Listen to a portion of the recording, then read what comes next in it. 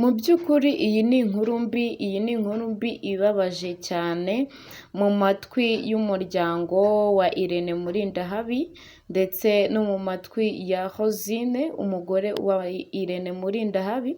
Kuri uyu wa mbere ku itariki 6 z'ukwezi kwa gatanu 2025 nibwo Rosine umugore wa Irene Murindahabi yitabye Imana aguye mu bitaro bya CHUK azize indwara ya kanseri y'ibere. Iyi nkuru ibabaje cyane yamenyekanye kuri uyu mugoroba ubwo havugagwa inkuru y'uko uyu mubyeyi ashobora kuba yitabye Imana. Nibwo rero byaje guhamirizwa neza n'umuryango we ko Rosine umugore wa Irene Murindahabi yitabye Imana. Uyu mugore wa Irene Murindahabi yitabye Imana asize umwana umwe w'umukobwa yabyaranye na Irene Murindahabi. Ikindi ni uko uyu mugore Rosine umugore wa Irene Murindahabi atabanaga na Irene, bari baratandukanye ariko bari baratandukanye mu buryo butemewe n'amategeko. Dukomeje kwihanganisha umuryango wa Rosine ndetse n'uwa Irene Murindahabi.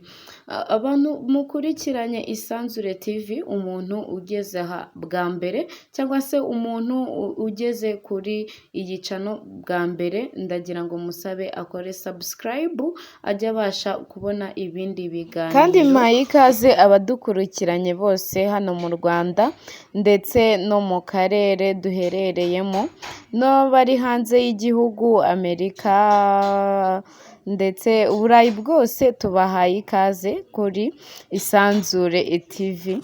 Gusa mbere ya byose reka tubanze twihanganishe uyu muryango wagize ibyago kandi tubwire Rosine, tumubwira ati iruhuko ridashira, Imana ikwakire mu bayo Rosine. N'umuryango wa Rosine turawihanganishije. Abantu bose mukurikiranye Isanzure TV mumfashe twihanganishe umuryango wa Rosine ndetse n'uwa Irene Murindahabi. Tubibutsa ko Irene Murindahabi cyangwa se Emimai ari umustar, ari umwe mu banyamakuru bakomeye hano kuri YouTube. Ndakeka nta muntu utamuzi. Isanzure TV. Uyu ni umugore wa Emimai cyangwa se Aime Murindahabi, uzi ku izina rya Emimai. Uyu mugore we yitwa Rosine, yishwe na kanseri y'ibere, akaba yaraye yitabye Imana muri iri joro ryo ku itariki ya 6 z'ukwezi kwa gatanu 2025. Uyu Rosine umugore wa Irene Murindahabi, nubwo Irene atamwemera ariko bafitanye umwana mukuru ufite imyaka 6 w'umukobwa.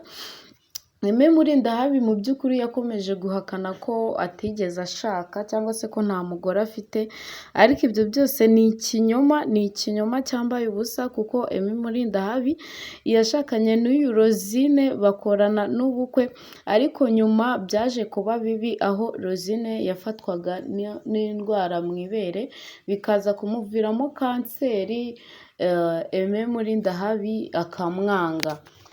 Mu gutandukana kwabo iyi kanseri yakomeje kuzengereza uyu mugore wa Irene, iramuzengereza, Irene aramutererana, ariko umwana wabo w'umukobwa yabaga iwabo w'umukobwa, Irene akaba ariho azajya amusanga. Mu by'ukuri uyu mugore wa Irene Rosine yagerageje kenshi gusaba Irene imbabazi ngo basubirane, ariko Irene amubera ibamba. Amakuru agenda avuga yuko Irene akimara gutandukana n'uyu mugore we Rosine, bamubajije impamvu yatandukanye nawe, akabihakana byivuye inyuma ko batigeze banabana, ko ahubwo babyaranye gusa ko atigeze abana nawe. Kandi ni ukuri guhari ni uko Irene Murindahabi yasezeranye imbere y'amategeko ndetse no mu rusengero n'uyu mugore we Rosine. Uyu mugore we Rosine iyi kanseri yari ayimaranye imyaka 3 abana nayo, ndetse hari igihe yageze kuva mu mubiri ho nk'iminota 3 arongera aragaruka. Vuba aha ngaha rero nibwo noneho ejo ku itariki ya 6 nibwo yitabye Imana azize iyo kanseri, aguye mu bitaro bya CHUK. Mu by'ukuri amakuru agenda avugwa ni uko Irene atigeze agera no ku bitaro byibuze arebe uko umugore we ameze. Ntabwo twakishimira iyi mico ya Irene, cyangwa se yerekanye urwango rukabije hagati y'umugore we. Mu by'ukuri umuntu mwabyaranye umwana ntago wamwanga ngo bigere n'aho ava mu mubiri utamurebye, cyangwa se utarebye n'uko amerewe. Rero uyu mugore wa Irene akimara kwitaba Imana, babwiye Irene ko umugore we yitabye Imana.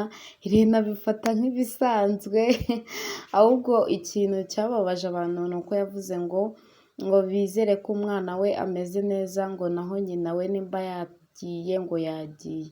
So rero amakuru ari kugenda avuga ku mbuga nkoranyambaga ari kugaragaza mbese ikintu kitari cyiza cyane Irene yerekanye kuri uyu mugore we Rosine. Babanye ariko bikarangira Irene amwihakanye burundu. Byakomeje no gusakuza kuko hari igihe begeze gushaka gukora gatanya, ariko Irene arabyanga kuko n'ubundi yabonaga ko Rosine yarwaye kanseri, abona ko atazanakira iyo kanseri. Mu by'ukuri Irene yanga kumuha gatanya. Niyo mpamvu rero Irene yakomeje kubaho gutyo, yanga gushaka undi mugore kuko yabonaga ko n'ubundi Rosine amuhereza ari ugupfa. Rero abantu mwari muzi ko Irene Murindahabi nta mugore agira. Irene Murindahabi afite umugore ndetse n'umwana we mwiza cyane w'umukobwa. So ariko tubashije kwihanganisha umuryango wa Rosine ndetse n'umuryango wa Irene Murindahabi, kuko bose bagize ibyago. Kandi Rosine ni ukuri Imana imwakire mu bayo. Imiryango yiwe, abavandimwe n'inshuti bakomeze kwihangana, ndetse n'abandi bakomeze kubafata mu mugongo.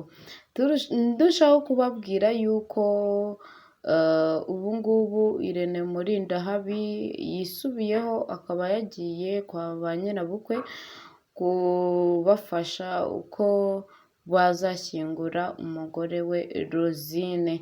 Ndetse biri no kuvuga yuko umwana we w'umukobwa Irene ko bashobora kumuha Irene Murindahabi. Mu by'ukuri uwo mwana akaba yarerwa na se.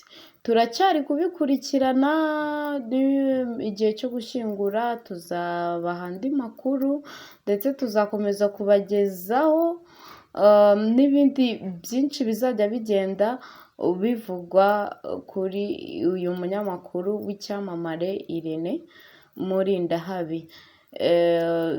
Ndabashimiye rero abantu mwakomeje gukurikirana Isanzure TV, kandi ni ukuri umuntu utarakora subscribe akore subscribe kugira ngo akomeze abone andi makuru menshi yizewe hano ku Isanzure TV. Kandi ni ukuri mukore like, comment, share ndetse nimba ari icyifuzo wifuza kutugezaho cyangwa se igitekerezo cyangwa se inyunganizi watwandikira muri komenti cyangwa se ukatwandikira kuri nimero yacu ya WhatsApp. Murakoze rero, mwari kumwe nanjye Mika, Imana ibarinde.